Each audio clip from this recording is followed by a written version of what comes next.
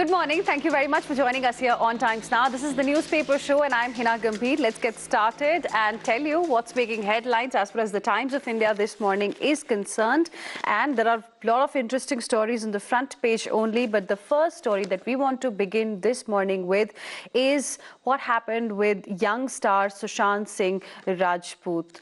He cut short her bright future just a few days after death of his 28-year-old ex-manager. He was found hanging in his Mumbai apartment. That's the story that Times of India this morning is leading with. Hindi film industry star Sushant Singh Rajput, who was just 34 years old, whose boyish charm and emotional range stood out in films that blended realism with the demands of commercial cinema, was found hanging on Sunday in his duplex apartment in Bandra in Mumbai. His body was found around 1:30 p.m. after his domestic help, who tried to wake him up for lunch, found the bedroom door locked and called in a locksmith to open it. Sushant's stylist and manager were in the flat when the room was opened. He was an engineering student, astronomy buff, a boy from Patna who wanted to be an astronaut and later a pilot, won the National Olympiad in physics as well. He went to Delhi College of Engineering and a lifelong astronomy buff as well. And he committed suicide yesterday. So that's the story that today Times of India is leading with. Last Insta post was dedicated to his mom, and at the same time, NCRB's data has been reported on the front page. Over 300 suicides are happening daily in India. NCRB data shows there are over 300 suicides daily, yet there is no active suicide prevention strategy. A big problem is stigmatization of those seeking help. This has reignited the debate over the issue of mental health. Apart from this, testing to be tripled in city, 500 rail coaches turned into care centers, house-to-house surveys to be done in hotspots. That's another story the Times of India this morning is leading with. In a bid to urgently address increasing number of COVID-19 cases in the capital, testing is set to be done in the next, doubled in the next 2 days and tripled in 6 days, while 500 railway coaches with 8,000 beds will be made available as care centers, and a house-to-house survey will be conducted in containment zones as well. So new guidelines are now coming. Panel to fix treatment rates. That's another update. New guidelines for funerals to reduce waiting period is something that's also been reported on the front page. Now, why all of this has happened? Because Delhi has seen 2,224 cases in just one day. 2,224 cases in fresh cases in Delhi. Total tops 40,000, and that's the reason why there is a sense of urgency now that has come. Apart from this, 12,000 plus cases for second day in India, deaths up by 324. That's another update. But within India, there are different stories that are emerging. For example, if in Delhi situation is deteriorating, there are certain states which are still better as far as this corona curve is concerned. For example, Madhya Pradesh, Rajasthan, Punjab, they have shown positivity rate below 3%. So this is a positive sign that has emerged. 5 states, Madhya Pradesh, Rajasthan, Kerala, Himachal Pradesh and Punjab and the Union Territory of Chandigarh have managed to slow the incidence of COVID-19 cases, with the positivity rate, which is confirmed cases per 100 tests over the last 3 14-day periods, showing a downward trend. So this is a positive news as far as India's corona count is concerned. Then Jim Corbett has opened, but it is not open for tourists from the national capital. In fact, Corbett Tiger Reserve opened after almost 3 months on Sunday. 5 people made online bookings for safari at the reserve, 4 of whom were from Uttarakhand, while 1 was from Delhi, but Corbett administration turned down the booking of the Delhi resident. Then Chandigarh BJP Neta has been arrested for aiding Maoists. A soldier got killed, 2 injured in park shelling that happened in Jammu and Kashmir.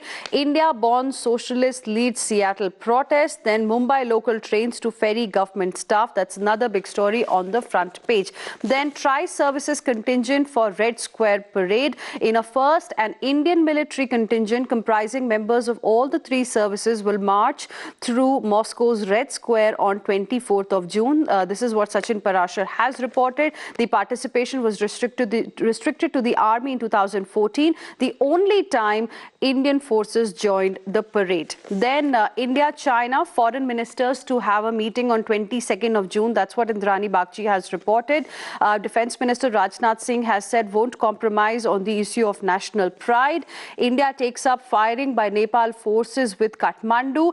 And there is another very, very important story on the issue of climate change. Government report has suggested that India's average temperature may rise by 4.4 degrees Celsius by 2100. The average temperature of India is projected to rise by 4.4 degrees Celsius. Frequency of heat waves to be 3 to 4 times higher. Intensity of tropical cyclones to increase as well substantially. And sea level to rise by 30 centimeters by the end of this century as compared to the recent 2-3 decades. This is what the first ever climate change assessment report by government scientific institutions has shown, a report by Vishwa Mohan on the front page. Then something about GST collections. GST collections double in the month of May, 38% below a year ago. This is what Siddhartha has reported. The centre has told states there is a need to factor in abnormal situation due to pandemic, which is described as an act of God, hinting there is no insurance for 14% growth in GST collections during these time. A report by Siddhartha.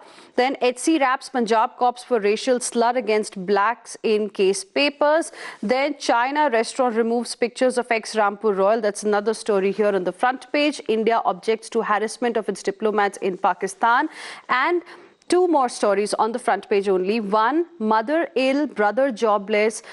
Boy quit studies to sell fruits. This is what Shikha Salaria has reported around 8 a.m. when others in his class groggily turn on their computer screens to begin the day's online session. 13-year-old Kanhaiya in his 2 hours into his work for the day. He has 5 more hours ahead of him pushing a fruit cart so that he can meet the family's expenses. When customers haggle, he lets it slide. He wants to get it done, get home and get some sleep. Kanhaiya now is forced to sell fruits for 7 hours a day because mother is ill and brother is jobless. And then there is another story from the world of sports. In a Melbourne suburb, streets named after Tendulkar and Kohli. This is what Priyanka Chokhani has reported on the front page. Then a couple of more interesting headlines here.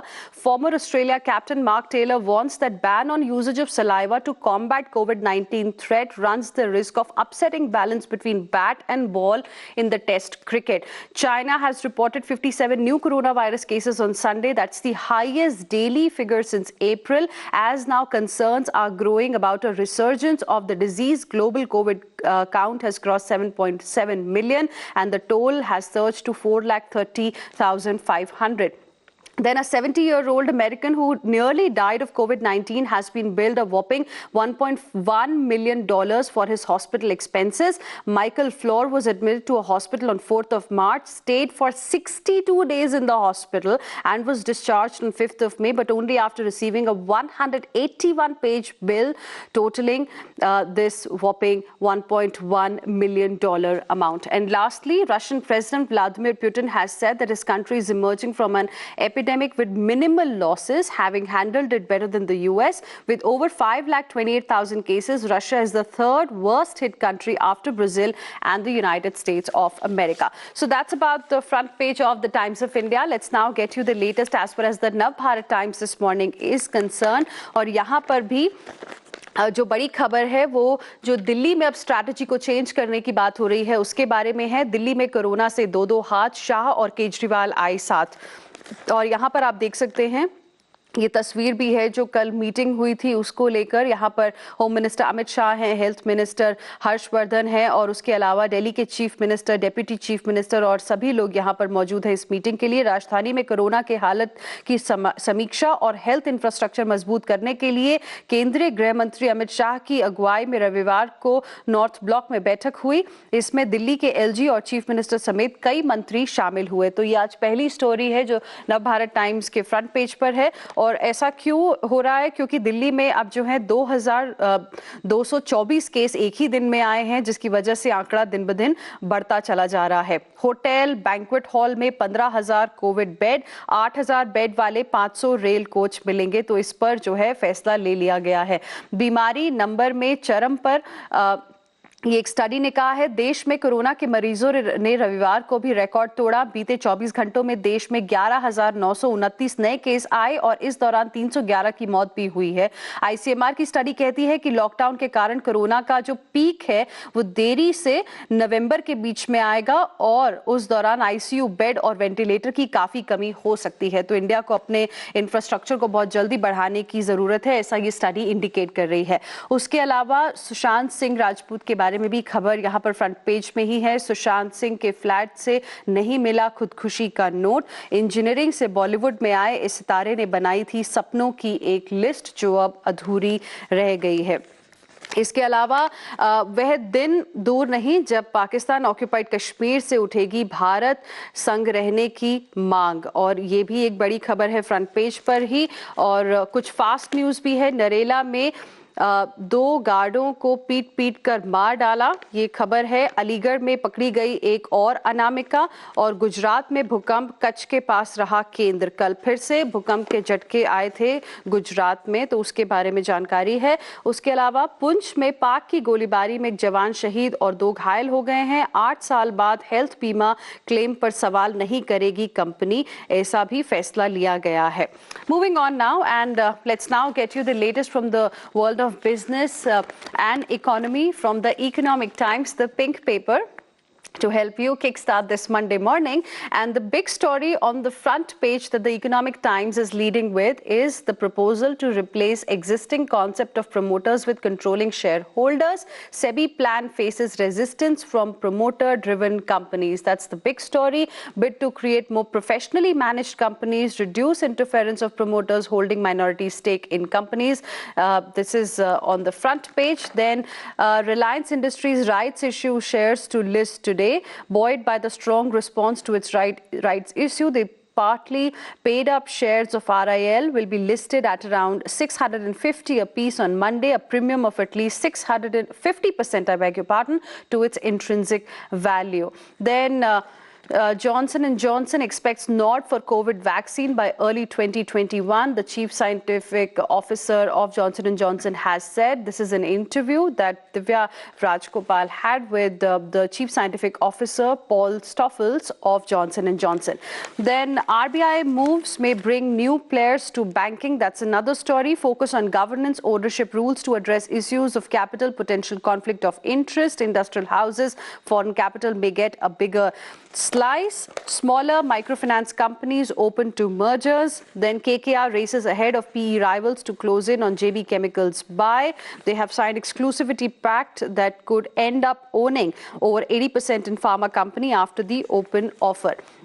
Then Jio Brookfield Tower deal, MHA okays the equity path there. There is a relief for Mumbai private hospitals. Private hospitals in Mumbai are seeing stability in COVID handling as more beds, fewer active cases and wider use of home isolation ease their infrastructure load. This is what Divya Rajgopal has also reported. Then Department of Telecommunication to look at Voda's Idea's offer. AGR dues deliberations over spectrum as guarantee. DOT, the Department of Telecommunication, is now in a fix on whether it can accept spectrum as a guarantee from Vodafone Idea against spreading the telco's payment of AGR dues over several years. This is what Devina Sengupta has reported. Then 2 more stories. No legal action against firms over data gaps. Pending export stops hurt liquidity of services sector. Then Amit Shah steps in to help Delhi combat the pandemic. Centre has offered 500 converted rail coaches with 8,000 beds. Testing at poll booths to be doubled in the next 2 days. So that's about the front page of the Economic Times. Let's now be more city specific and get you the latest from the Delhi edition of the Times of India. My colleague Parbeena is joining us this morning for more on this. The big story that Times of India, Parbeena, this morning is leading with is that testing to be tripled in the city. 500 rail coaches turned into care centers. A huge relief for Delhiites, clearly. Something is being done now. 8,000 more beds being added.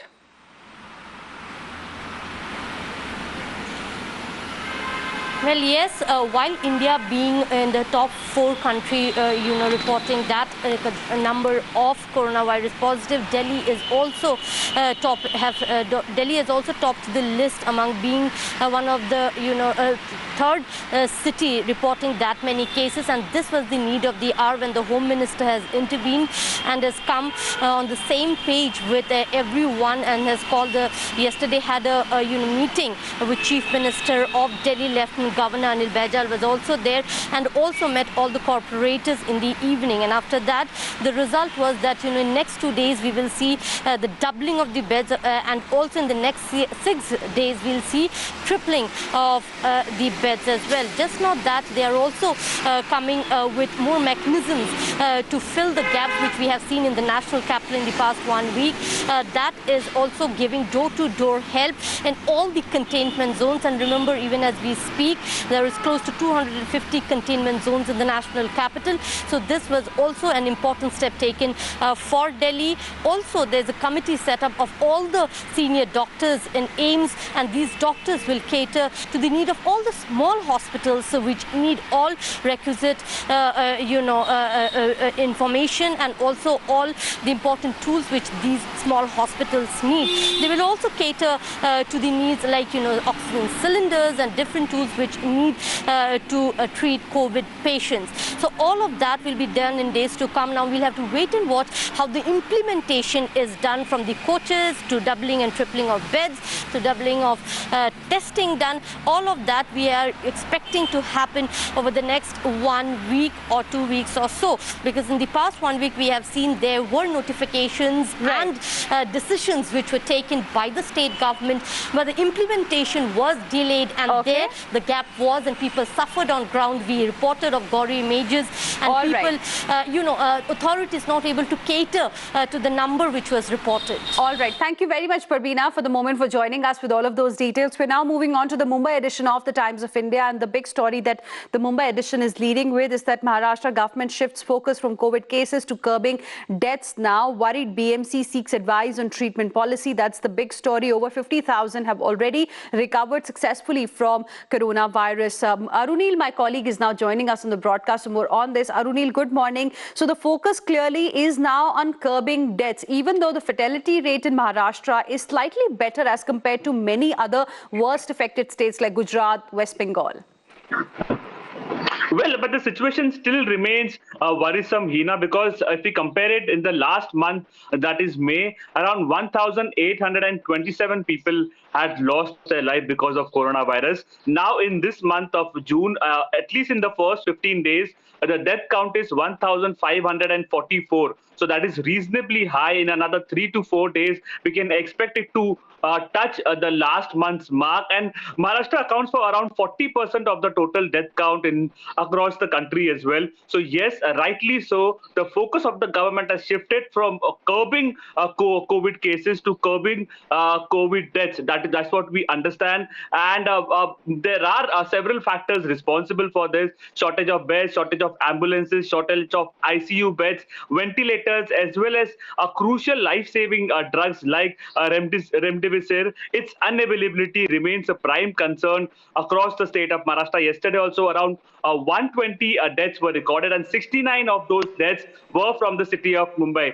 Speaking about it, one ray of hope majorly for the citizens of Maharashtra will be more than 50,000 people have already recovered from the coronavirus. So that gives a major hope majority of the population. Thank you very much, Arunil, for the moment, for joining us with all of those details. In fact, a couple of more interesting stories. State spends 0.5% of its GDP on health, half the national average. Monsoon makes quite entry in the city of Mumbai. IMD says 5 rainy days ahead. And lastly, domestic flight operations at Mumbai airport may double to 100 soon. So that's another big story on the front page. Let's now move on and get you the latest from the Bengaluru edition of the Times of India. And the big story here is that over 12,000 cases have crossed India for second day, 324 more deaths. But Bengaluru specifically has recorded 42 fresh cases and 3 deaths in a day. For more on this, Deepak Bopanna is joining us on the broadcast. Deepak, good morning.